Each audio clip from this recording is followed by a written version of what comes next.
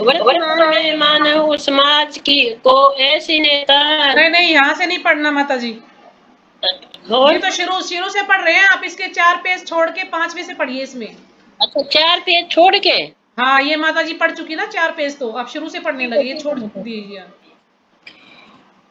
आपको पढ़ना है यहाँ से, संपन्न परिवार में प्राप्त हुआ जन्म। हाँ ठीक है, मिल गया माता जी, ठीक है हाँ जी पढ़ती यहाँ हूँ। से पढ़िए। संपन्न परिवार में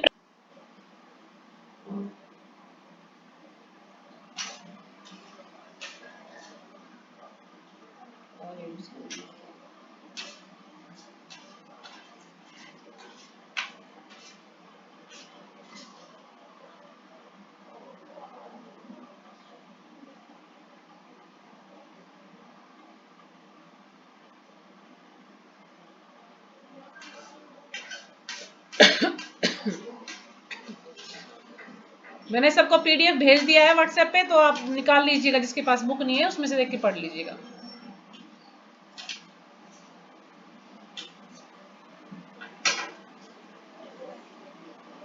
पढ़िए माता जी, अनम्यूट कीजिए। रमा माता जी अनम्यूट कीजिए, आपकी आवाज नहीं आ रही। हरे कृष्णा। हाँ जी पढ़िए माता जी। संपन्न परिवार में प्राप्त हुआ जन्म जीवन काल के आरंभ से ही पर्याप्त भोजन प्राप्त करने की समस्या हल कर देता है और बाद में अन्य परिवारों की तुलना में वह व्यक्ति सरल तथा अधिक सुविधाजनक ढंग से जीवन व्यतीत कर सकता है। ऐसी स्थिति प्राप्त करने पर आध्यात्मिक साक्षात्कार में उन्नति करने का एक शुभ अवसर प्राप्त हो जाता है। परंतु दुर्भाग्य वर्तमान कलयुग में जो यंत्रों जैसे स्वभाव स्वभाव वाले लोगों से परिपूर्ण के प्रभाव के कारण धनी परिवार की संतानों विषय भोग की ओर मार्ग भ्रष्ट हो जाती है और आध्यात्मिक प्रकाश के लिए प्राप्त हुए इस अवसर को वे भूल जाते हैं। अतः प्रकृति अपने नियमों के माध्यम से इन सुनहरे घरों में आग आग लगा रही है। सुअवसर रावण की सोने की लंका ही थी जो भस्म कर दी गई। प्रकृति का यही नियम है। श्रीमद् भगवत गीता कृष्ण भावनामृत के दिव्य विज्ञान की प्रारंभिक अध्ययन है और सभी उत्तरदायी राष्ट्रीय यज्ञों का यह कर्तव्य है कि वे अपने आर्थिक एवं अन्य कार्यक्रमों की रूपरेखा श्रीमद् भगवत गीता के आधार पर बनाएं। हम जीवन के आर्थिक प्रश्नों को एक अस्थिर स्तर पर संतुलित करने के लिए नहीं है, वरन इस प्रकार के नियमों से उत्पन्न होने वाली जीवन की चरम समस्याओं को हल करने के लिए बनाए गए हैं। वह सभ्यता निष्क्रिय है जिसमें आध्यात्मिक आंदोलन के लिए कोई स्थान नहीं है। आत्म शरीर को चलाता है और चेतना युक्त शरीर से विश्व चाल्यमान है। हम देह के विषय में तो चिंतित हैं, परंतु हमें उस आत्मा का कोई ज्ञान नहीं है जो इस देह को चला रहा है। आत्मा के बिना शरीर निष्क्रिय या मृत है। यह मानव शरीर एक उत्तम वाहन है जिसके द्वारा हम शाश्वत जीवन तक पहुंच सकते हैं। यह ज्ञान रूपी भव बंधन के सागर को पार करने के लिए एक दुर्लभ एवं अत्यंत महत्वपूर्ण नाव है। इस नाव पर एक कुशल नाविक के रूप में आध्यात्मिक गुरु की सेवा मिलती है। दिव्य कृपा के द्वारा नाव जल के ऊपर अनुकूल दिशा में चलती है। इन सब मंगलमय सावधानों के मिल जाने पर ऐसा कौन व्यक्ति होगा जो अज्ञान के सागर को इस अवसर का लाभ न उठाए। यदि कोई इस सुंदर अवसर की अपेक्षा करता है तो वह जानना चाहिए कि वह मात्र हत्या कर रहा है। निश्चय ही रेल के प्रथम श्रेणी के डिब्बे में प्रचुर सुविधाएं रहती हैं, परंतु रेलगाड़ी अपने गंतव्य की ओर यदि न बढ़े तो उस वातानुकूलित डिब्बे का लाभ ही क्या है। आजकल की सभ्यता इस भौतिक शरीर को अधिक सुविधा प्रदान करने के लिए अत्यंत चिंतित है। किसी को भी जीवन के वास्तव गंतव्य की अर्थात भगवत धाम लौटने की जानकारी नहीं है। हमें एक सुविधाजनक डिब्बे में केवल बैठे ही नहीं रहना चाहिए, वरन यह भी देखना चाहिए कि हमारा वाहन अपने वास्तविक गंतव्य की ओर बढ़ भी रहा है अथवा नहीं। यदि हम जीवन की प्राथमिक आवश्यकताएं अर्थात अपने खोए हुए आध्यात्मिक स्वरूप की पुनः प्राप्ति को भूल कर केवल अपने भौतिक शरीर को सुख सुविधा देते रहे तो इससे परम लाभ न हो सकेगा। मानव जीवन रूपी नाव की रचना ही इस प्रकार हुई है कि इसे परमात्रिक गंतव्य की ओर अवश्य बढ़ाना चाहिए। दुर्भाग्य से यह शरीर भौतिक चेतना की 5 प्रलय श्रृंखलाओं से बंधा हुआ है। पॉइंट 1 आध्यात्मिक तथ्यों की अज्ञानता के कारण इस भौतिक देह के प्रति आसक्ति रखना। पॉइंट 2 शरीर का संबंध होने के कारण सब जनों के आसक्ति रखना। पॉइंट 3 जन्म भूमि तथा घर घर की वस्तुएं, भूमि, संपत्ति, व्यापारिक कागजात इत्यादि जैसे भौतिक संपत्ति के प्रति आसक्ति रखना। 4 भौतिक विज्ञान के प्रति आसक्ति रखना जो सदा ही आध्यात्मिक प्रकाश के अभाव के कारण रहस्य बना रहता है। और 5 पूर्ण पुरुषोत्तम भगवान तथा उनके भक्तों को जाने बिना ही धार्मिक रीतियों एवं अनुष्ठानों से आसक्ति रखना। यह जाने बिना कि भगवान एवं उनके भक्तों की उपस्थिति के कारण ही ये सब पवित्र होते हैं। श्रीमद् भगवत गीता के 15वें अध्याय में मानव शरीर रूपी नाव को बांधे रखने वाली इन आसक्तियों की विस्तार से व्याख्या की गई है। वहाँ इन आसक्ति रूपी श्रृंखलाओं की तुलना गहरी जड़ों वाले एक वट के वृक्ष से की गई है जो अपनी दृढ़ स्थिति की भूमि के साथ नित्य ही बढ़ाता जाता है। ऐसे बलवान वट वृक्ष को उखाड़ फेंकना आध्यात्मिक कठिन है।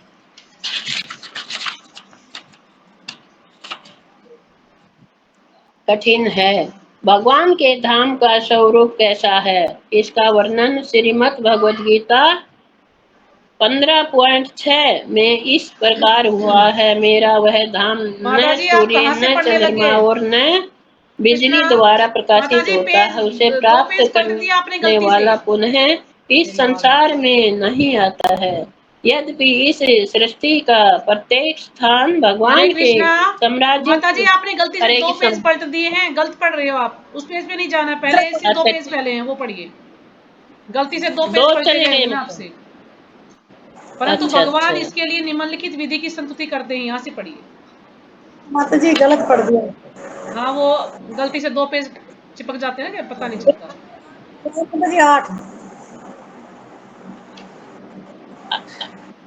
8 आध्यात्मिकीकृत कर दिया जाए। लोहा अग्नि नहीं है, परंतु अग्नि के निरंतर संपर्क में रखने पर इसे भी अग्नि में परिवर्तित किया जा सकता है।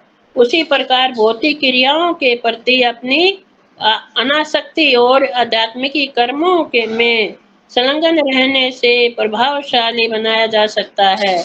भौतिक रूप से जड़ बन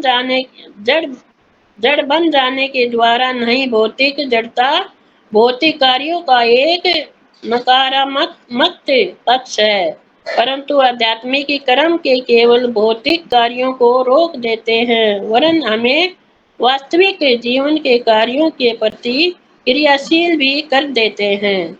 हमें 15वें में हमें परम भ्रम में अपने शाश्वत जीवन अर्थात आध्यात्मिक अस्तित्व की खोज करनी चाहिए। श्रीमद् भगवत गीता में परम भ्रम के उस शाश्वत धाम का वर्णन इस प्रकार किया गया है कि यह वह नित्य लोक है जहाँ चले जाने पर फिर कोई वहां से वापस नहीं लौटता। भगवान का धाम तो यही है। हमारा वर्तमान सांसारिक जीवन कब आरंभ हुआ, इसकी खोज नहीं की जा सकती, और न ही हमारे लिए यह जानना आवश्यक है कि हम इस संसार से किस प्रकार बंध गए।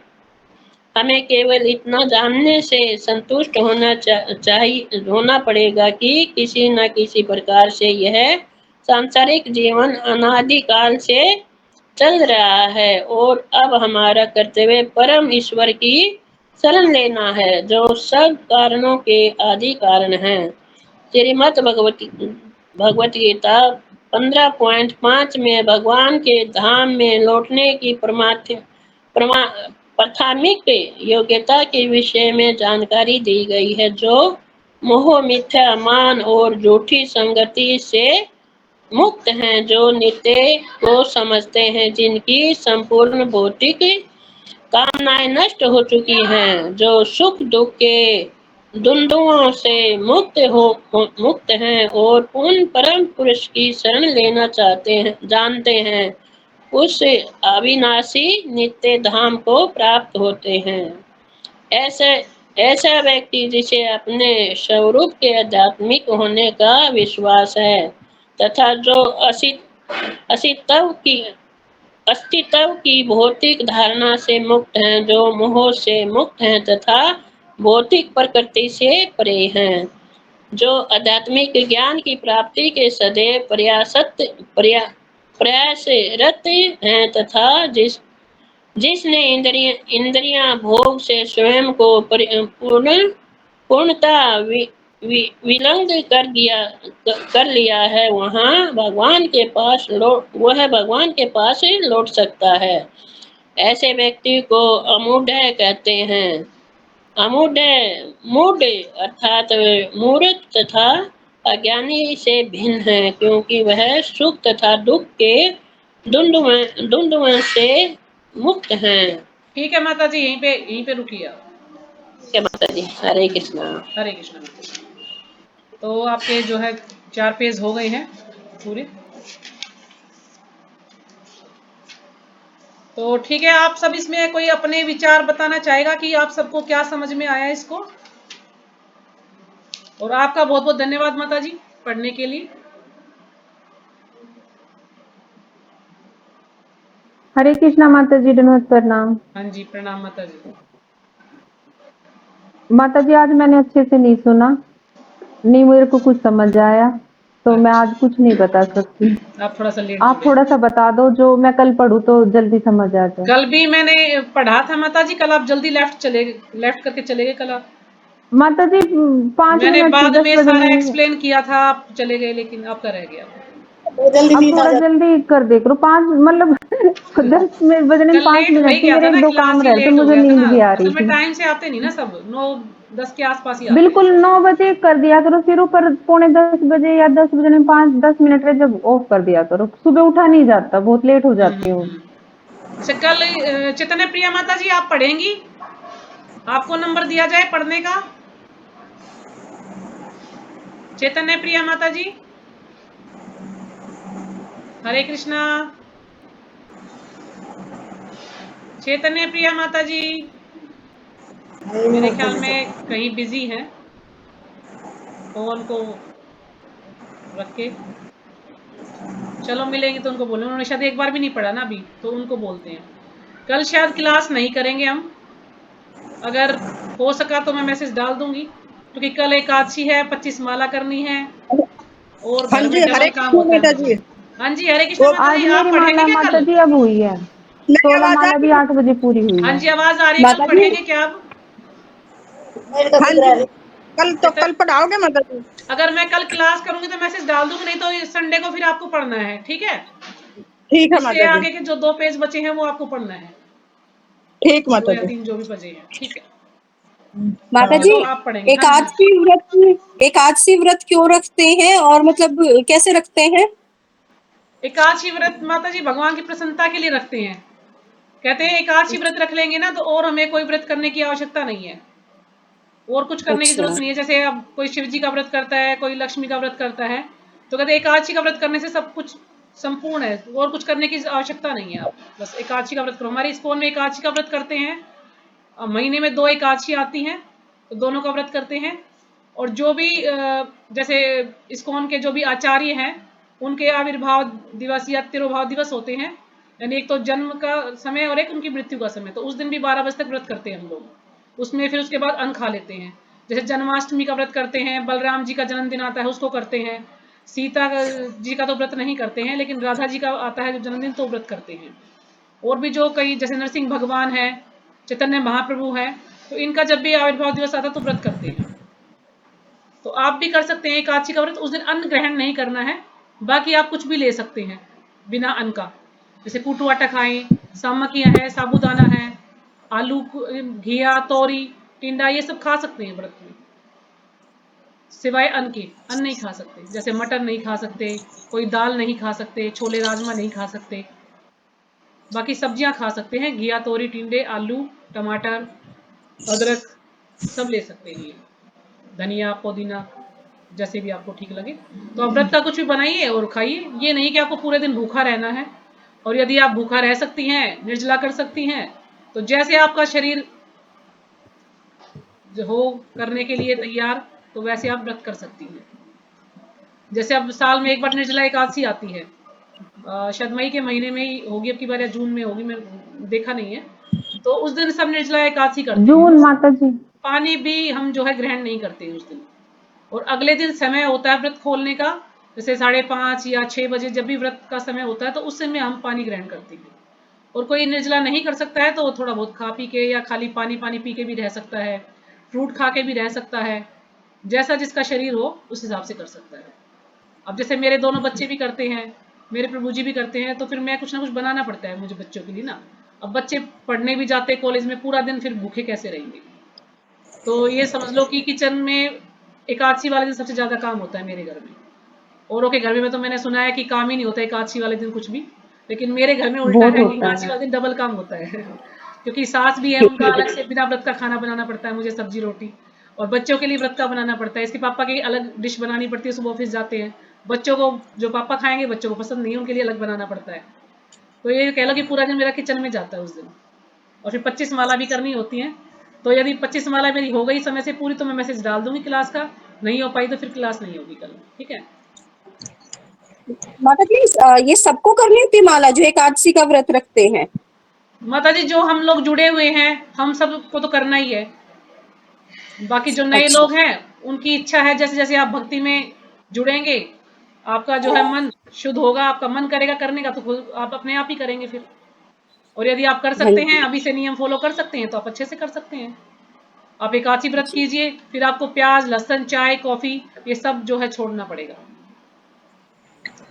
ठीक है माता जी, धन्यवाद माता जी। हाँ जी, आप देख लीजिएगा जैसे आपके घर में परिस्थिति हो उसके अनुसार आप कर सकते हैं। जी क्योंकि माता हमारे घर जी। में तो हमने तो प्याज तो कभी खाया था, लेकिन लहसुन तो हमने जिंदगी में आज तक खाया ही नहीं कभी, क्योंकि मेरी मम्मी शुरू से ही भक्ति में थी। इस्कॉन से तो नहीं जुड़ी थी, लेकिन वो भक्ति थी। कहते 5-6 साल की उम्र से भक्ति करनी शुरू कर दी थी उन्होंने। उन्होंने कभी भी प्याज नहीं काटी, मेरे पापा को कभी प्याज काट के नहीं दी। मेरे पापा प्याज खाते थे, कहती खानी है तो अपने आप काट लो और खा लो। और कभी हमारे घर में किसी भी सब्जी में प्याज लहसुन कुछ नहीं पड़ता था, तो इसलिए हमने बचपन से कभी ऐसी कोई सब्जी खाई नहीं जो प्याज लहसुन की हो। तो हमें पता ही नहीं प्याज लहसुन की सब्जी का टेस्ट क्या होता है, क्योंकि हमने कभी खाई नहीं। और आजकल लोग कहते हैं अगर प्याज नहीं है तो तुम जीते कैसे हो, बिना प्याज के तो सब्जी में टेस्ट ही नहीं आता। लेकिन हम तो सब कुछ बिना प्याज का ही बनाते हैं। और मेरे घर में तो माता जी सब कुछ जो भी मेरे बच्चों को पसंद है सब कुछ घर में बनता है। मैं बाजार से बहुत ही कम होता है कि बाजार से कुछ लेके आते हैं। पूरा कोशिश करते हुए बाजार से कुछ भी ना लाना पड़े मुझे। ब्रेड, पिज्जा, बर्गर, जो भी कुछ मेरे बच्चों को खाना सब कुछ मैं घर में बनाती हूँ बच्चों के लिए, चाहे मुझे उसके लिए कितना भी टाइम लगे। लेकिन वे सारी इच्छाएं पूरी होती हैं। ये नहीं कि आज बच्चों का मन है और मैं नहीं बनाऊंगी, जो बोलते वही बन जाता है। तो ठीक है, तो इसको पढ़े माता जी फिर है। तो ठीक है, मैं पढ़ती हूँ उसको और समझाने का प्रयास करती हूँ। कल का तो समझ में आ गया होगा, कल तो उसको तो दोबारा से रिपीट करने की जरूरत नहीं है। कल मैंने थोड़ा सा समझा दिया था लेकिन आप चले गए थे। तो आज वाला पढ़ते हैं हम। संपन्न परिवार में प्राप्त हुआ जन्म जीवन काल के आरंभ से ही पर्याप्त भोजन प्राप्त करने की समस्या हल कर देता है। यदि कोई संपन्न परिवार में, कोई धनी परिवार में जन्म लेता है तो उसकी सारी इच्छाएं पूरी हो जाती हैं। उसको ज्यादा भोजन के लिए या किसी और सुविधा के लिए ज्यादा उसको मेहनत नहीं करनी पड़ती है, कि उसको सब कुछ आराम से मिल जाता है। और बाद में अन्य परिवारों की तुलना में वह व्यक्ति सरल तथा अधिक सुविधाजनक ढंग से जीवन व्यतीत कर सकता है। और अन्य परिवारों की तुलना में, जो यानी गरीब परिवार हैं या जो मध्यम वर्गीय हैं, उनकी तुलना में वह अच्छे से जीवन व्यतीत कर सकता है। ऐसी स्थिति प्राप्त करने पर आध्यात्मिक साक्षात्कार में उन्नति करने का एक सुअवसर प्राप्त हो जाता है। जब व्यक्ति को ऐसी स्थिति मिल जाती है कि इसको ज्यादा संघर्ष नहीं करना पड़ता है अपनी इच्छाएं पूरी करने के लिए, तो वो आध्यात्मिक साक्षात्कार में उन्नति करने का सुअवसर, यानी उसको एक बहुत अच्छा अवसर प्राप्त हो जाता है कि वो आध्यात्मिक उन्नति कर सकता है, भगवान की भक्ति कर सकता है। परंतु दुर्भाग्यवश वर्तमान कलयुग जो यंत्रों एवं यंत्रों जैसे स्वभाव वाले लोगों से परिपूर्ण है, के प्रभाव के कारण धनी परिवार की संतानें विषय भोग की ओर मार्ग भ्रष्ट हो जाती हैं। लेकिन जब ज्यादा पैसा होता है, माया के कारण बच्चे क्या आते बिगड़ जाते हैं, विषय भोग में लग जाते हैं, नशा करने लगते हैं, वेश्यालय में जाने लगते हैं, शराब घरों में बैठे दिखते हैं या मूवी देखने जाते हैं, मांस खाते हैं, यानी जो भी सारे गलत कार्य हैं वो करते हैं। अगर उनको सही संग ना मिले, सही सीख ना दी जाए तो बच्चे बिगड़ जाते हैं। क्योंकि कलयुग है, कलयुग में तो वैसे भी बताया गया है कि मांस में, प्याज लहसुन में, सोने चांदी में, सोने में जो है कलयुग का प्रभाव रहता ही है। यानी जो भी शराब पिएगा, सारे उल्टे काम करेगा, तो कलयुग का प्रभाव इसलिए वो व्यक्ति करता है। लेकिन वो उसकी चेतना यदि शुद्ध होगी तो वो ऐसा कार्य नहीं करेगा। लेकिन उसकी चेतना काफी दूषित है तो वो सारे गलत कार्यों में लगेगा। यानी पैसा, कितना ही पैसा उसको मिल जाए कोई फायदा। माता जी सोने में कैसे है कलयुग का प्रभाव? सोने में बताते हैं माता जी, लालच आता है ना सोना देख के। ऐसा कुछ मैंने सुना था, ये जो परीक्षित महाराज का जो चैप्टर है ना, उसमें जब उन्होंने कलयुग ने कहा था कि मेरा समय हो गया, वो एक बैल था तो बैल के पैर काट रहे थे, तो उन्होंने उसको रोका कि तुम्हें क्या कर रहे हो। तो उन्होंने कहा कि मेरा समय आ चुका है, अब मैं क्या करूं, मेरा तो समय है, मेरे को करना है। लेकिन उन्होंने कहा कि तुम यहाँ से चले जाओ। तो वो चले गए और फिर उन्होंने जो है चाल खेली कि क्योंकि वहां पर कोई भी व्यक्ति कोई भी गलत कार्य नहीं करता था, तो कलयुग को तो आना था, अब कैसे कलयुग आए। तो उन्होंने क्या किया कि अब महाराज को कैसे चंगुल में फंसाए। अब महाराज को चंगुल में तो फंसाया उन्होंने कि वो जो है उनको प्यास लगी, और प्यास लगी, पानी पीने गए तो ऋषि अपने ध्यान में बैठा था, ऋषि ने उनकी तरफ ध्यान नहीं दिया तो उन्हें मरा हुआ सांप ऋषि के गले में डाल दिया था। तो ये कलयुग का प्रभाव था ना। इस चक्कर में वो फिर जो उनका पुत्र था उन्होंने उसको श्राप दे दिया कि 7 दिन में तुम्हारी मृत्यु हो जाएगी। तो परीक्षित महाराज की फिर मृत्यु 7 दिन बाद हुई। फिर उन्होंने क्या किया कि गंगा के तट पर बैठकर भागवतम का पाठ किया उन्होंने 7 दिन तक लगातार, और फिर 7वें दिन सांप आया और उनकी मृत्यु हो गई। तब उन्होंने कहा था कि आप जो है ऐसे जगह पे जाओ जहां पर यानी सोना है जैसे कि, और जहाँ शराब पीते हैं या जहाँ वैश्यालय घर हैं, तो इन 4 चीजों में जहाँ मांस खाया जाता है ऐसे स्थान पे आप जाइए, यहाँ आपका कोई काम नहीं है। तो ऐसे स्थान पे, क्योंकि लालच है लोगों में, अगर सोना किसी को दिख जाएगा तो क्या होगा, वो छोड़ेगा नहीं उसको, या उसके लिए संपत्ति के लिए कोई भी मार पिटाई जैसे होती है, लोग शराब पीते हैं, मांस खाते हैं, जुआ खेलते हैं, तो ये सब कार्य जो है कलयुग के प्रभाव के कारण है। तो ऐसा उन्होंने समझाया था। बाकी और मैं थोड़ा सा उसको अच्छे से देख के आपको बिल्कुल अच्छे से क्लियर बता दूंगी। उन्होंने ये कहा था कि आप इन चीजों पे जाइए, कलयुग को बोल दिया था उन्होंने। तो कलयुग सवा पैर के लिए आया था, तो उसने बोला था मैं और कहाँ जाऊँ, तो फिर महाराज ने बोला कि आप मेरे सिर पे बैठ जाओ, और सिर पे सोने का मुकुट था। अच्छा, सिर का तो मैंने नहीं सुना माता जी, सिर का तो मैंने नहीं सुना, लेकिन उन्होंने कहा था कि सोना है, जैसे कि मांस है, इन चीजों में जैसे आप जो भी गलत कार्य है ना, इन चीजों में आप जो है जा सकते हो। हाँ, तो वो सिर सोने का पे मुकुट था। हाँ, तो मुकुट तो था महाराज के सर पे। हाँ, हो सकता है कि उन्होंने ऐसा बोला हो।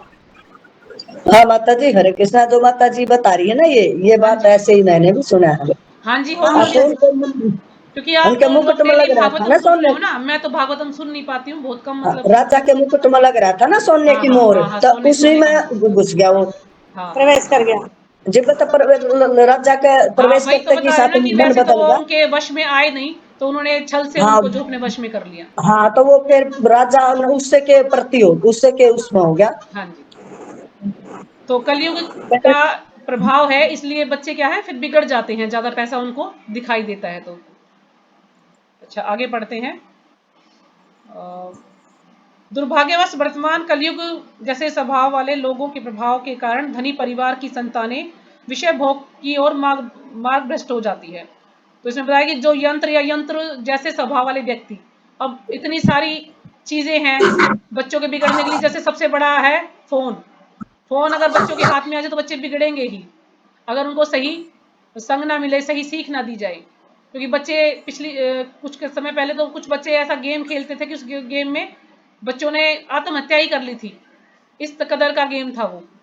फिर शायद उस पर रोक लगाई गई, और बच्चे यूट्यूब पे के माध्यम से कुछ भी गलत सलत देखते हैं जो उन्हें नहीं देखना चाहिए। तो इसलिए बच्चों को फ़ोन तो आजकल ज़रूरी है देना, क्योंकि ऑनलाइन क्लासेस चलती हैं, तो फ़ोन तो देना ही पड़ता है। वैसे तो कहते हैं बच्चों को फ़ोन नहीं देना चाहिए जहाँ तक हो सके, लेकिन अब बच्चे इतने बड़े हो गए हैं और क्लास चलती है तो फ़ोन देना ही पड़ता है। लेकिन ये है कि हमें थोड़ा ध्यान देना चाहिए कि बच्चा देख क्या रहा है उसमें, इतना तो हमें देखना चाहिए हमारे बच्चे क्या कर रहे हैं उस फ़ोन में। तो बच्चे को बिगड़ने का सबसे बड़ा कारण है आजकल ये फ़ोन जो मिल गया है बच्चों को। फिर बच्चे आजकल ऐसी ऐसी मूवियाँ बनती हैं कि इनको देखने का मन करता है, मूवी देखने जाते हैं, और पैसा है तो ऐशोआराम में ज़्यादा है, शराब पीने चले गए हैं, नशा करने लग जाते हैं, तो बच्चे फिर बिगड़ जाते हैं। क्योंकि कहते हैं ना, जब पैसा है माता तो जी, कुछ ना कुछ गलत करने का एक कार्य है। सोने में है, दूसरा मद्रयाला में, तीसरा मांसाहार में, चौथा वेशम, पांचवा किसमें है? तो 4 ही स्थान है माता जी, चार ही है। 4 ही ठीक है, स्थान है मेरे ख्याल में। धन्यवाद।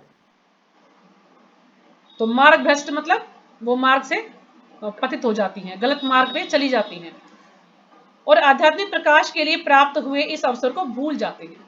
और जो हमें ये आध्यात्मिक प्रकाश के लिए यानी भक्ति के लिए जो हमें अवसर मिला है कि हम अच्छे से भक्ति कर पाए, सभी सुविधाएं हमारे पास है, तो इससे हम जो है पथभ्रष्ट हो जाते हैं, हम इसको भूल जाते हैं। अतः प्रकृति अपने नियमों के माध्यम से इन सुनहरे घरों में आग लगा रही है। जो प्रकृति है वो अपने नियमों के माध्यम से, अब प्रकृति है, प्रकृति का जो भी कार्य भगवान इसको सौंपा वो तो करेगी, तो अपने नियमों के माध्यम से वो ऐसे घरों में आग लगाने का कार्य कर रही है, आग लगा रही है इस घरों में। क्योंकि माया का प्रभाव है ना, अब जो माया है वो तो किसी को नहीं बख्शती।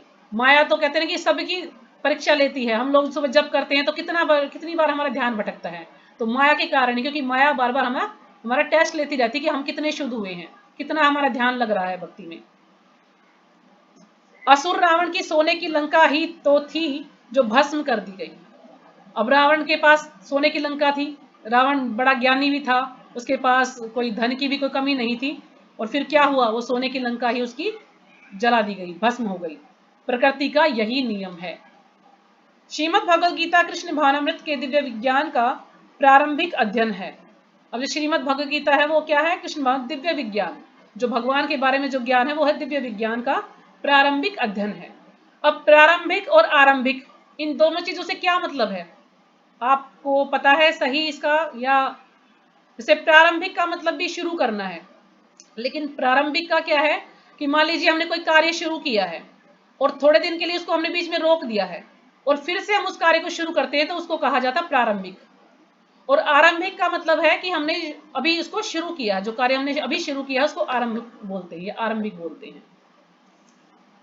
तो प्रारंभिक अध्ययन है और सभी उत्तरदायी राष्ट्र अध्यक्षों का यह कर्तव्य है कि वे अपने आर्थिक एवं अन्य कार्यक्रमों की रूपरेखा श्रीमद् भगवद गीता के आधार पर बनाएं।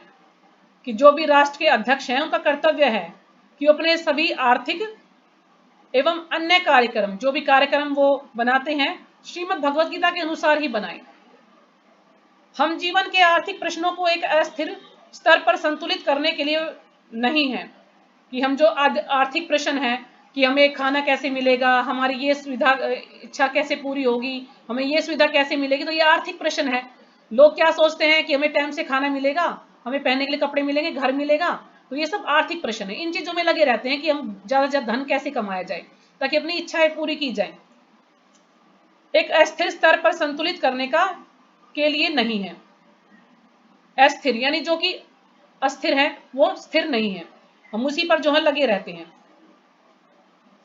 संतुलित करने का मतलब कि नियमित, हम उसको नियमित करने के लिए नहीं है कि हम बस आर्थिक प्रश्नों को ही जो है सोचते रहे, उन्हीं के बारे में सोचते रहे, वरन हम प्रकृति के नियमों से उत्पन्न होने वाली जीवन की चरम समस्याओं को हल करने के लिए बनाए गए हैं।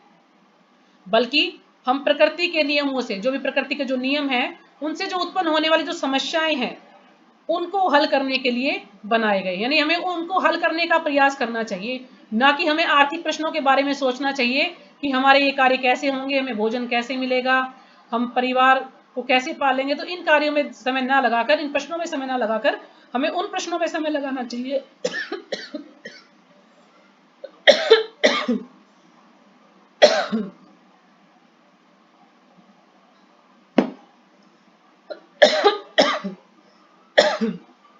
जो कि जरूरी है। वह सभ्यता निष्क्रिय है जिसमें आध्यात्मिक आंदोलन के लिए कोई स्थान नहीं है।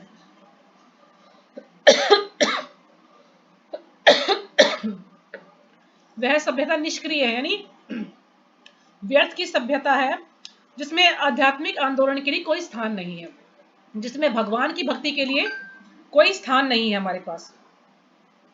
तो ऐसी सभ्यता बेकार है, यानी ऐसी उन्नत अवस्था बेकार है जो हमें भगवान के आंदोलन के बारे में हम स्थान नहीं है, हम मतलब उसके में समय नहीं दे पाते हैं। हम सारे कार्यों के लिए समय देते हैं लेकिन भक्ति के लिए हमारे पास समय नहीं होता। किसी को भी हम बोलते हैं तो साफ मना कर देता है कि हमारे पास समय नहीं है। और ये भक्ति करना तो बड़े बूढ़ों का काम है, हमारे जैसों का काम नहीं है। आत्मा शरीर को चलाता है और चेतना युक्त शरीर से विश्व चलायमान है।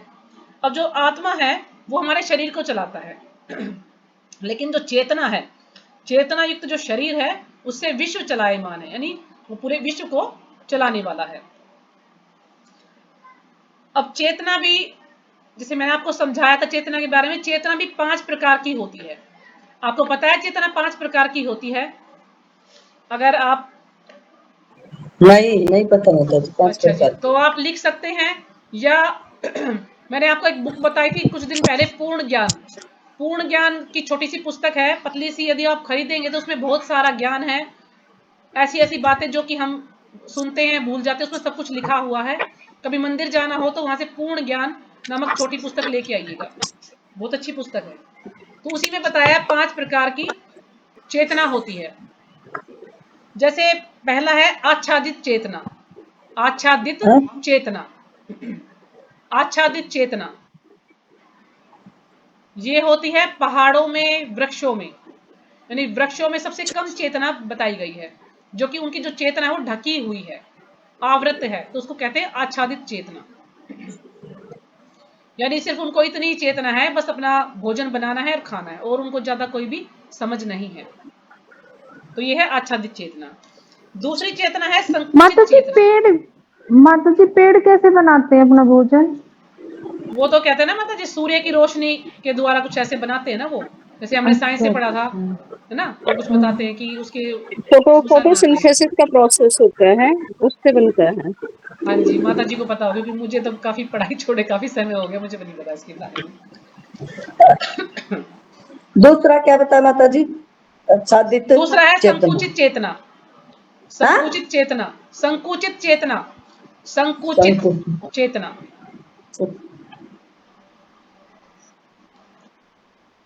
ये चेतना होती है पशुओं में, पक्षियों में, जो भी जीव हैं उनके अंदर होती है चेतना, जितने भी जीव हैं। संकुचित चेतना यानी संकोच युक्त, जिसको कह सकते हैं हम, मान लीजिए किसी को संकोच होता है कि हिचकिचाहट, यानी कुछ बोलते हैं तो हमें संकोच होता है, तो इस प्रकार की जो चेतना है पशु पक्षी चेतना संकुचित चेतना है, यानी उनको बस थोड़ी सी चेतना उनको दी गई है कि बस उन्हें इतना ज्ञान है कि हमें खाना है, सोना है, बच्चे पैदा करना है, इतनी उनको समझ है, बाकी उनको भी ज्यादा चेतना नहीं है। वो थोड़ा अपना रक्षा कर सकते हैं, भय से हमारी रक्षा, जैसे कोई उनको दिखाई देता है कि कोई उन्हें मारने को, तो अपने से रक्षा कर सकते हैं, बस इतना उनको समझ होती है, ज्यादा उनको कुछ नहीं पता है। तीसरा माता जी? तीसरा है मुकुलित चेतना। मुकुलित चेतना, मुकुलित चेतना होती है एक साधारण मनुष्य में, यानी जो कि भक्ति से नहीं जुड़ा है, बस नॉर्मल सा इंसान है, तो उसके अंदर होती है मुकुलित चेतना। यानी उसकी चेतना कैसी होती है, उसको कहेंगे अधखिला, जैसे छोटी छोटी जैसे कलियां अभी अंकुरित हुई हैं, या जैसे फूल, फूल पूरा खिला नहीं, अधखिला, तो अधखिला उसको, यानी उसकी चेतना जो है थोड़ी सी कम चेतना होती है उसके अंदर, जैसे छोटी छोटी कलियां होती हैं, इस प्रकार से इसको समझ सकते हैं। तो यह है मुकुलित चेतना। आप इसको अधखिला भी लिख सकते हैं कि जो कि कम खिला हुआ फूल है, जैसे कि ऐसे। फिर उसके बाद है विकसित चेतना, चौथी चेतना है विकसित चेतना। क्या बताया? माता जी इससे पहले वाली को एक्सप्लेन करेंगे आप दोबारा एक बार?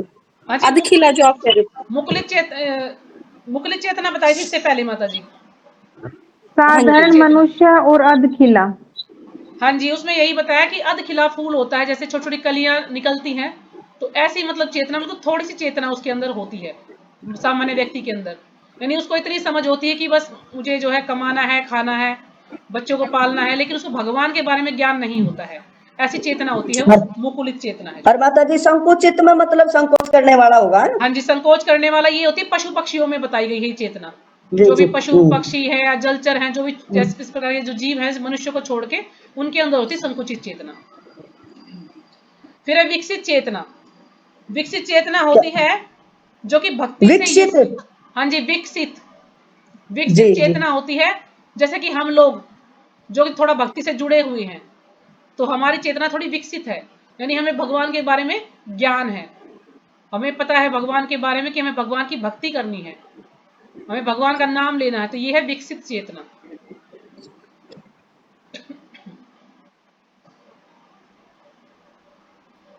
तो विकसित चेतना को हम कहेंगे भक्ति से युक्त चेतना, ठीक है, जो कि भगवान के बारे में ज्ञान है। उसके बाद है पूर्ण विकसित चेतना। पूर्ण विकसित चेतना,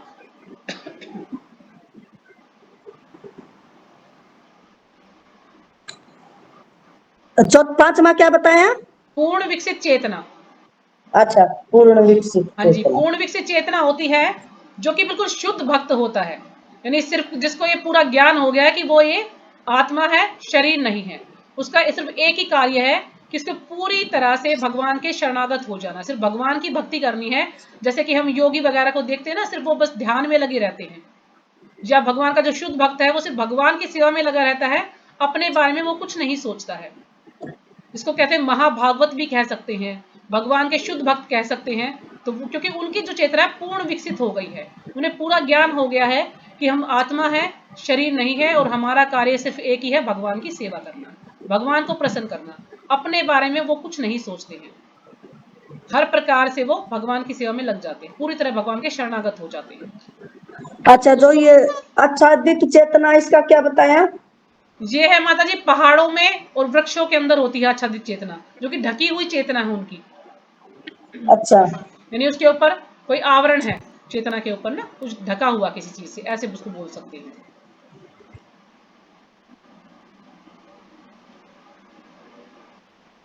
पौधों में सबसे कम चेतना बताई गई है, पौधों को चेतना अच्छा, नहीं है, पूर्ण विकसित का क्या बताया?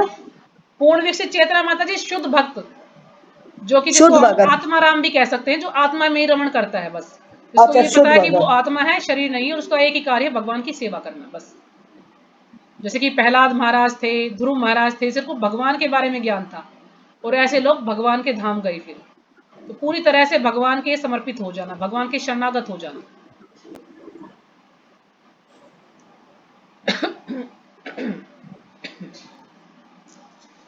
तो ठीक है, सबने लिख लिया, आगे चले? हाँ चलो चलो। ठीक है।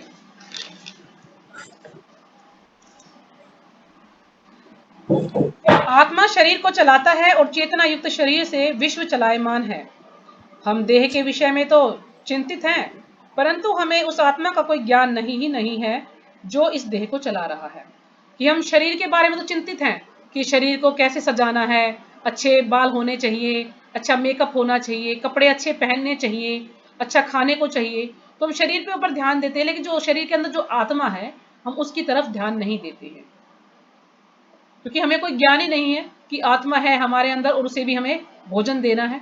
तो आत्मा का भोजन है भगवान की कथाएं, भगवान की लीलाएं सुनना, भगवान का जो है नाम लेना, तो ये है आत्मा का भोजन। लेकिन वो उसको भोजन नहीं मिल पाता है, बस हम इस शरीर को सजाने में लगे रहते हैं जो इस देह को चला रहा है। आत्मा के बिना शरीर निष्क्रिय या मृत है। जो हमारे शरीर को चला रहा है हम उसकी तरफ ध्यान नहीं देते हैं। अगर आत्मा हमारे शरीर के अंदर ना हो तो शरीर क्या है, निष्क्रिय है, यानी बिल्कुल व्यर्थ है, बेकार है, और ये मृत है। जब आत्मा शरीर के अंदर नहीं तो वो मृत है। ठीक है। यह मानव शरीर एक उत्तम वाहन है। अब जो मानव शरीर क्या है, एक उत्तम वाहन। वाहन जैसे कि स्कूटर, मोटरसाइकिल, कार वगैरह, ये है वाहन, जिसके द्वारा हम शाश्वत जीवन तक पहुंच सकते हैं।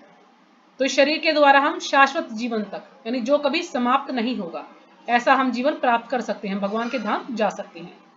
यह एक अज्ञान रूपी भव बंधन के सागर को पार करने के लिए एक दुर्लभ एवं अत्यंत महत्वपूर्ण नाव है। यानी जो अज्ञान रूपी जो भाव बंधन है, जो ये भौतिक संसार है, इसको पार करने के लिए ये जो है एक नाव का कार्य करता है। ये जो शरीर है एक नाव रूपी है। नाव से इसकी तुलना की गई है शरीर से, कि शरीर के द्वारा हम जो है भगवान की भक्ति करके भगवान के धाम जा सकते हैं। क्योंकि हमें एक ज्ञान है कि भगवान के साथ हमारा क्या संबंध है, हमें एक ज्ञान है कि भगवान की हमें भक्ति करनी है, हमें भगवान का नाम लेना है। लेकिन और जो योनियां हैं उनमें इस किसी को कुछ ज्ञान नहीं है कि भगवान का नाम लेना है। उन्हें सिर्फ खाना, सोना, रक्षा करना और बच्चे पैदा करना, सिर्फ 4 कार्यों की उन्हें समझ है, भगवान के बारे में कोई समझ नहीं है। इस नाव पर एक कुशल नाविक के रूप में आध्यात्मिक गुरु की सेवा मिलती है। अब जो ये नाव है इसके ऊपर हम एक नाविक के रूप में, जो इस नाव को, हमारा जो शरीर है, नाव रूपी जो शरीर है, इसके ऊपर एक नाविक है, और वो कौन है, गुरु, जो कि हमें भगवान के बारे में ज्ञान देते हैं, यानी हमें चलाने वाले हैं। दिव्य कृपा के द्वारा नाव जब जल के ऊपर अनुकूल दिशा में बहती है। और जब दिव्य कृपा हमें मिलेगी, उनकी अच्छी कृपा हमें मिल जाएगी, तो हम जल के ऊपर अनुकूल दिशा में चल सकते हैं।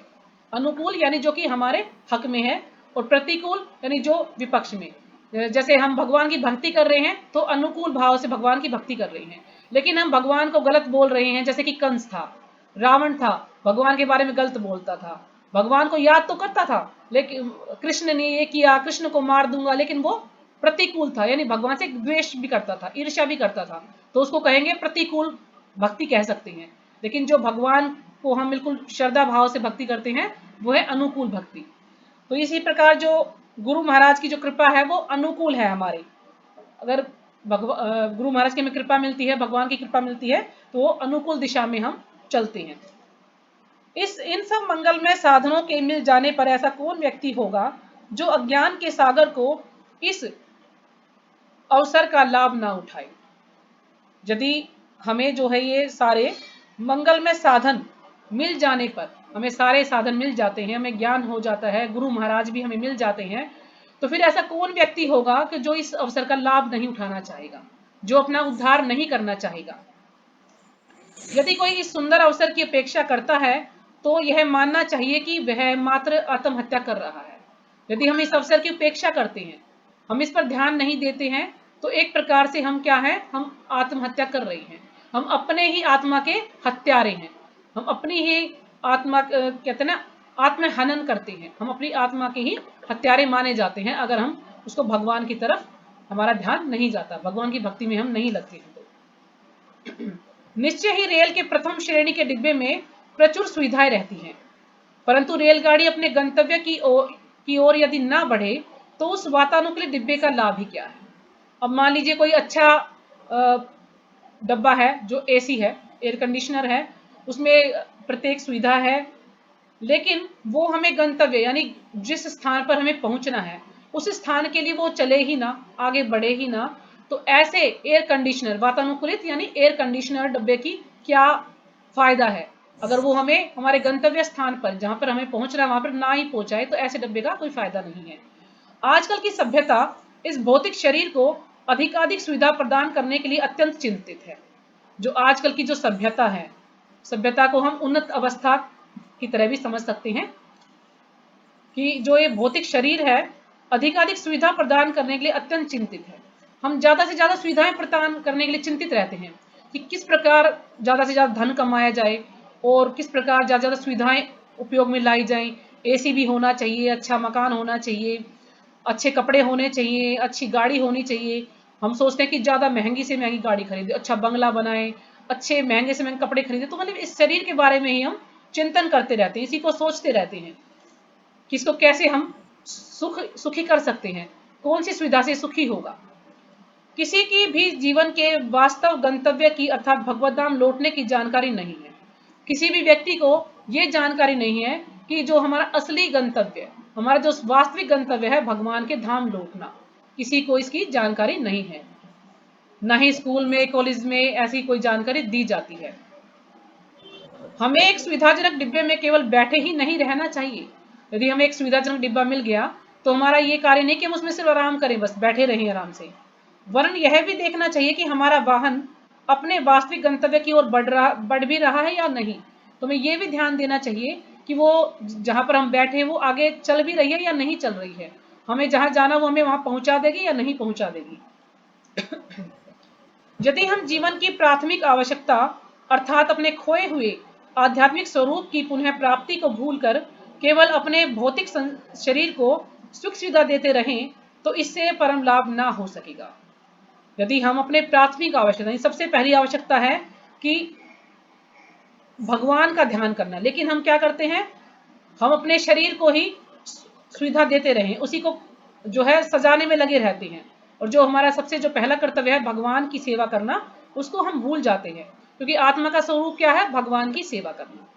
तो हम ये भूल जाते हैं कि हम उसे पुनः कैसे प्राप्त कर सकते हैं, जो कि संबंध भगवान से हमारा जो है छूट गया है या जिसके बारे में हम भूल चुके हैं, तो हम उसको कैसे प्राप्त करते हैं, इसके बारे में हम कोई ज्ञान नहीं करते या कोई ध्यान नहीं देते हैं। तो इससे हमारे कोई लाभ नहीं होगा, इस शरीर को सजाने से कोई लाभ नहीं होगा। मानव जीवन रूपी नाव की रचना इस प्रकार हुई है कि इसे परमार्थिक गंतव्य की ओर अवश्य बढ़ाना चाहिए। तो ये जो मानव जीवन रूपी जो शरीर है, जो नाव है, इसको नाव से इसकी तुलना की गई है शरीर की, जो हमें मिला है, तो इसे परमार्थिक यानी सर्वश्रेष्ठ, सर्वोत्तम गंतव्य, और सर्वोत्तम गंतव्य क्या है, भगवान के धाम जाना, इसकी ओर हमें अवश्य बढ़ाना चाहिए, हमें इस पर ध्यान देना चाहिए। दुर्भाग्य से यह शरीर भौतिक चेतना की 5 प्रबल श्रृंखलाओं से बंधा हुआ है। जो ये हमारा शरीर है, ये भौतिक चेतना की जो चेतना है हमारी, उसे 5 श्रृंखलाओं से बंधा हुआ है। यानी ये 5 प्रकार की आसक्तियां बताई गई हैं कि हमें परिवार से आसक्ति है, हमें रिश्तेदारों से आसक्ति है, अपने धन से आसक्ति है। तो हम ये 5 चीजों से बंधे हुए हैं। जैसे पहला है आध्यात्मिक तथ्यों की अज्ञानता के कारण, यानी भक्ति के बारे में ना जानने के कारण इस भौतिक देह के प्रति आसक्ति रखना। हमारा जो शरीर है, हमारी इसके प्रति आसक्ति रहती है कि इसको हम कैसे ज्यादा से ज्यादा सुंदर दिखाई दे। हम अच्छे पार्लर में जाके मेकअप कराएंगे, अच्छा जो है कपड़े खरीदेंगे, शादी वगैरह में जाकर कितना लोग जो है खर्चा करते हैं कि बस मैं सुंदर दिखूं। तो हम, क्योंकि हमें इस अपने शरीर से आसक्ति है, हम इसी में लगे रहते हैं। दूसरा है शरीर का संबंध होने के कारण स्वजनों में आसक्ति रखना। अब से स्वजन यानी जो हमारे परिवार वाले हैं, हमें ये वही मेरा बेटा है, ये मेरी पत्नी है, मेरा पति है, मेरी माँ है, मेरा भाई है, तो इसके कारण हम उनसे आसक्ति रखते हैं, क्योंकि वो हम सवारे क्या है, हमारे जो है रिश्तेदार हैं, या हमारे सब परिवार वाले हैं तो उनसे हम आसक्ति रखते हैं। तीसरा है जन्म भूमि तथा घर, घर की वस्तुएं, भूमि, संपत्ति, व्यापारिक कागजात इत्यादि जैसी भौतिक संपत्ति के प्रति आसक्ति रखना। अब जो भी हमारी प्रॉपर्टी है उसके प्रति भी हम आसक्ति रखते हैं। भौतिक विज्ञान के प्रति आसक्ति रखना जो सदा ही आध्यात्मिक प्रकाश के अभाव के कारण रहस्यमय बना रहता है। अब जो भी हमने भौतिक विज्ञान यानी भौतिक संसार के बारे में जो भी हमें ज्ञान है उसमें हम आसक्ति रखते हैं, और जो कि आध्यात्मिक प्रकाश है, जो कि असली ज्ञान है, उसका हमेशा अभाव बना रहता है, वो हमेशा रहस्य में रहता है, हम उसके बारे में जानते ही नहीं, हम जानने का प्रयास ही नहीं करते हैं। पांचवा है पूर्ण पुरुषोत्तम भगवान तथा उनके भक्तों को जाने बिना ही धार्मिक रीतियों एवं अनुष्ठानों में आसक्ति रखना, कि ना ही हम भगवान के बारे में जानना चाहते हैं, ना भगवान के भक्तों के बारे में जानना चाहते हैं। और जो भी धार्मिक रीतियां हैं, जो भी धार्मिक जो कार्य हैं कि इस देवता की पूजा कर लो, या ये उपाय करने से ऐसे धन लाभ हो जाएगा, ये करने से पुत्र पैदा हो जाएगा, इस प्रकार के हम जो है इन चीजों में लगे रहते हैं, अनुष्ठानों में तो हमारी आसक्ति रहती है। क्योंकि सब व्यक्ति क्या चाहते हैं कि ज्यादा से ज्यादा धन मिले, तो कुछ लोग उपाय बताएंगे, आज तुम ये नग पहन लो या आज तुम ये कार्य कर लो, तुम ये यज्ञ कर लो तो तुम धनवान हो जाओगे। तो उन चीजों में हमारा ध्यान रहता है उन चीजों से ज्यादा आसक्ति रखते हैं। भगवान के नाम में इतनी आसक्ति नहीं होती हमारी। यह जाने बिना ही कि भगवान एवं उनके भक्तों की उपस्थिति के कारण ही ये सब पवित्र होते हैं। श्रीमद् भगवद गीता के 15वें अध्याय में मानव शरीर रूपी नाव, बस यहीं पे विराम करेंगे माता जी, बस 10 बज गए ना, मैंने समय नहीं देखा, ये पैराग्राफ पूरा कर दूं बस। श्रीमद् भगवद गीता के 15वें अध्याय में मानव शरीर रूपी नाव को बांधे रखने वाली इन आसक्तियों की विस्तार से व्याख्या की गई है। जो 15वां अध्याय है ना भगवद गीता का, उसमें पूरी विस्तार से चर्चा की गई है इसमें के बारे में। वहां इन आसक्ति रूपी श्रृंखलाओं की तुलना गहरी जड़ों वाले एक वट के वृक्ष से की गई है, जो अपनी दृढ़ स्थिति को भूमि के साथ नित्य ही बढ़ाता जाता है। ऐसे बलवान वट वृक्ष को उखाड़ फेंकना अत्यधिक कठिन है। तो ठीक है माता जी, आगे 2 पेज बचे हैं, उनको मैं कल एक्सप्लेन करूंगी क्योंकि टाइम 10 बज गए। जी माता जी, हाँ 10 बज गए। जी माता जी, मेरा एक छोटा सा प्रश्न है। किया जाए, मैंने समय नहीं देखा ना तो यही रोक देती है। प्रश्न है माता जी मेरा एक छोटा सा। मैं ये प्रश्न मेरा है, जैसे हमने ध्यान एक जगह रखना चाहिए, या हमने अपने गुरु पर रखना चाहिए, या हमने राधारानी पर रखना चाहिए ध्यान, या हमने आत्मा पर ध्यान रखना चाहिए अपने पे, या हमने कुछ, या हमने अगर हमारे सुनावा बार बार, या हमने घर में या किसी चीज में एक चीज में ध्यान रखना चाहिए। इसमें मान्यता रहेगी माता जी, मान्यता किस पर है? महाराज पे भी ध्यान रख सकते हैं, भगवान कृष्ण में भी ध्यान रख सकते हैं, अपने परिवार पे इतना ध्यान नहीं देना चाहिए हमें सिर्फ इन भगवान से जो हमें भगवान की तरफ रास्ता दिखाते हैं भगवान तक पहुंचने का, गुरु महाराज, तो जब हम जब करते हैं तो हम गुरु महाराज का ध्यान कर सकते हैं, कोई इसमें बुराई नहीं है, हम भगवान का ध्यान भी कर सकते हैं, लेकिन हमें अपने घर के कार्यों में या और किसी चीज में ध्यान नहीं करना चाहिए।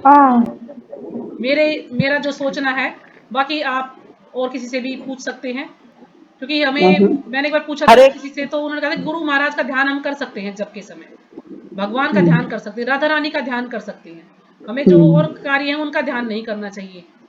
कोशिश करनी चाहिए, लेकिन ऐसा ध्यान जब लगेगा जब हम बहुत ज्यादा उन्नत अवस्था में आ जाएंगे। नहीं, जैसे कह देना अपनी अंतरात्मा पर झांकना चाहिए, अपनी अंतरात्मा में झांकना चाहिए, देखना चाहिए, ऐसे भी बोलते हैं ना जैसे। हाँ, ये भी कर सकते हैं कि हम ये आत्मा है, ये शरीर नहीं है, तो हमें ये सोचना चाहिए, और ये धीरे धीरे जैसे हम प्रयास करते रहेंगे ना, तो तब हमें ये ज्ञान होगा कि हम आत्मा है, शरीर नहीं है। क्योंकि अभी हम अपने गृह कार्यों में लगे रहते हैं, हमारी कुछ जिम्मेदारियां हैं, तो हम इतना ध्यान नहीं दे पाते हैं, बल्कि ऐसा होता है जब करते हैं तो यही होता है कि बस जल्दी से इतनी माला कर लूं, फिर मुझे ये खाना बनाना है या बच्चों को तैयार करके भेजना, ये करना, तो हमारा ध्यान उसी में लगा रहता है, क्योंकि हमारा पूरा ध्यान उसमें नहीं लग पाता है। लेकिन फिर भी ये है कि हमें जब करना चाहिए भगवान का नाम, ये नहीं सोचना चाहिए कि अरे हमारा ध्यान तो फायदा ही नहीं जब का, क्योंकि एकदम से हम शुद्ध नहीं होंगे, एकदम से हमारा इतना जो है ध्यान नहीं लगेगा भगवान में जितना कि लगना चाहिए, क्योंकि हम इतने करोड़ों वर्षों से पता नहीं कितने जन्म हमने लिए हैं, कौन कौन से हमें कर्म किए हैं, तो कर्मों का भी खेल होता है सारा, कि हम भगवान की तरफ हमारा झुकाव हो, भगवान की तरफ ही हम ज्यादा जो है ध्यान लगा पाए। और जो कलयुग है ना, कलयुग में तो माता जी ध्यान लगाना पॉसिबल नहीं है इतना, अगर हम ज्यादा ध्यान में बैठ जाएंगे, भगवान के में लगेंगे सुबह, तो फिर कई बार परिवार में भी अनबन भी हो जाती है, तो सुबह लेके माला लेके बैठ जाती है, घर का कोई काम ही नहीं करती है। तो ठीक है, हम जैसे जब हम करना चाह रहे हैं वैसा हम जैसे हमसे हो सके वैसा करना चाहिए हम। और यदि कोई बहुत अच्छे से ध्यान लगा के कर सकता है तो बहुत ही अच्छी बात है माता जी, तो हम गुरु नहीं, का ध्यान जैसे कर सकते हैं। हाँ जैसे जी, हम पूजा कर रहे हैं का या पूजा कर रहे हैं या भोग बना रहे हैं या कोई घर का कार्य कर रहे हैं, ध्यान तो कहीं ना कहीं लगा ही रहता है ना। हाँ, तो भगवान के जैसे हम मान लीजिए भोग बना रहे तो मेरा ध्यान ये होना चाहिए हम भगवान के लिए भोग बना रहे हैं हम। लेकिन हाँ। अक्सर होता क्या है, हम ये बोलते हैं कि हम परिवार के लिए बना रहे हैं। तो ये ऐसी हम्म। चेतना हमारी जब शुद्ध हो जाएगी ना, तो हमारा ऐसा ध्यान होगा कि हमें भगवान के लिए भोग बना रहे हैं। तो प्रयास करना चाहिए हमें, हम बार बार मन में ये सोचे कि आज, हाँ आज मैं ठाकुर जी के लिए क्या बनाऊं, आज मैं ये बना दे सकती हूँ, आज मैं भगवान को ये भोग लगाऊंगी। तो इस प्रकार धीरे धीरे अभ्यास करेंगे तो हमारी चेतना इस प्रकार की हो जाएगी। क्यों हम यही सोचेंगे आज भगवान को स्नान कराना है, भगवान के लिए भोग बनाना है, कमरे की सफाई करें तो ये सोच के करें कि हाँ भगवान का कमरा बिल्कुल साफ होना चाहिए, वहां से सफाई करते हैं हम, भगवान को अच्छा लगेगा। तो इस प्रकार सोच सोच के कपड़े धोए हैं तो भगवान के कपड़े अच्छे साफ करिए, अपने भी कपड़े हम धोते हैं तो ये भी हम भगवान के सामने जाएं तो बिल्कुल स्वच्छ अवस्था में जाएं, साफ सुथरे कपड़े पहन कर जाएं, नहा धोकर जाएं। तो इसलिए मैं स्नान कर रहा हूँ ताकि मैं भगवान की अच्छे से सेवा कर पाऊँ। तो ये हमारा भाव होना चाहिए। अगर किसी का ये भाव है तो माता जी बहुत ही अच्छा है, लेकिन हम्म। मेरा तो ऐसा भाव अभी तक आया नहीं है, क्योंकि ये हम्म। कहना प्रैक्टिस करते करते ही होगा। जैसे जब हमें और सिद्ध माता हो जी उस जाती है दिन कि आपने लिखवाए था ना, हाँ उस जी, दिन आपने फर्स्ट वाले दिन लिखवाए थे वे, उसमें तो कुछ लिख रखा है, कुछ जो लिख रखा है वो आपने मैं दिखाऊंगी सुनाऊंगी कल को या अच्छा परसों अच्छा कहूंगी। अच्छा। जैसे अब कोई भी हमें और सेवा मिलती है ना मंदिर से, कि भी मंदिर में जैसे हम सेवा में जाते हैं कि आज आपकी सेवा है, आपको भगवान के लिए भोग बनाना, देखिए वहां पे चेतना शुद्ध रहती है, वहां पे चेतना ऐसी हम्म। रहती है कि हाँ आज मुझे भगवान के लिए यहाँ पे भोग बनाने की सेवा मिली, तो आज मैं भगवान के लिए क्या बनाऊं, अपनी इच्छा से कुछ भी बना ऐसे सकती ही हूँ। घर में होनी क्योंकि वो, चाहिए। लेकिन घर में भी ऐसी होनी चाहिए, लेकिन घर में ऐसी नहीं हो पाती है। घर में क्या होता है कि पूछना पड़ता है बच्चों से, भाई आज क्या बनाना है। अगर हम अपनी मर्जी से बनाएंगे तो बच्चों की तसल्ली नहीं होगी या बड़ों की तसल्ली नहीं होगी। तो घर में हमें उनके हिसाब से भोजन बनाना पड़ता है। लेकिन इतना है, ये तो रहता है कि हाँ भाई पहले भगवान को भोग लगाएंगे उसके बाद ही हम प्रसाद ग्रहण करेंगे, तो इतना मन में रहता है। लेकिन धीरे धीरे अगर बच्चे भी ऐसे हों कि जो कुछ बनाए वो खा लें, तो फिर चेतना हम जो है जल्दी प्रगति कर सकते हैं। हम फिर यही सोचें बस आज क्या बनाना है भोग में, जो मन किया वो बना दिया भगवान के लिए और फिर बच्चों को वो दे दिया। लेकिन उल्टा है कि बच्चों से पूछ के, बड़ों से पूछ के ही घर में बनाना पड़ता है। मेरे परिवार में ऐसा है, बाकी आपके बच्चे हो सकता है अच्छे हों, जो बने वो खा लें। तो आप ऐसा सोच सकते हैं कि आज मैं क्या बनाऊं, अपनी मर्जी से भगवान के लिए कुछ भी बना सकती हैं। लेकिन जब सेवा मिलती है तो फिर मेरा भी यही रहता है कि जैसे मुझे मंदिर से सेवा मिलती है, आज आपको 20 आइटम बना के भेजते हैं, जैसे अभी गौर पूर्णिमा थी, तो फिर मुझे यही रहता है कि हाँ मुझे भगवान के लिए 20 आइटम बना के भेजने हैं, तो मैं बना के भेजती हूँ, उसमें ये ध्यान रहता है। लेकिन जब घर में बनाते हैं तो ये रहता है कि आज इसका बर्थडे है या आज घर में ये, तो ये इस प्रकार का भोजन बनाना है, लेकिन ये कि भगवान को भोग लगाना है बस।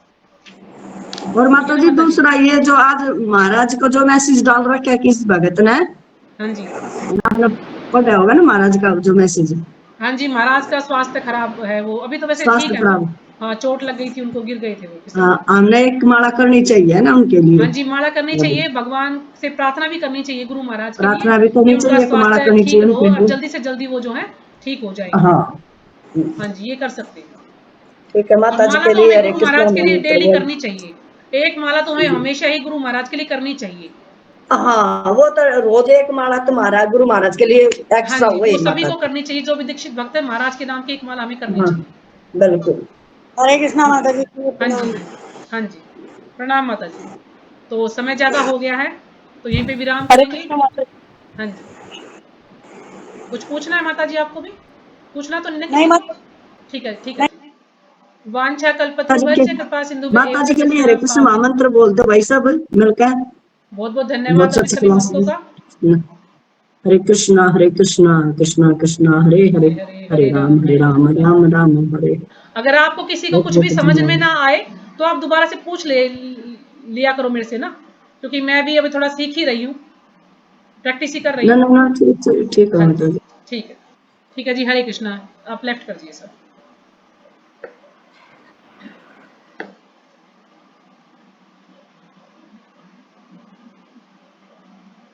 लेफ्ट कर जाओ माता जी से।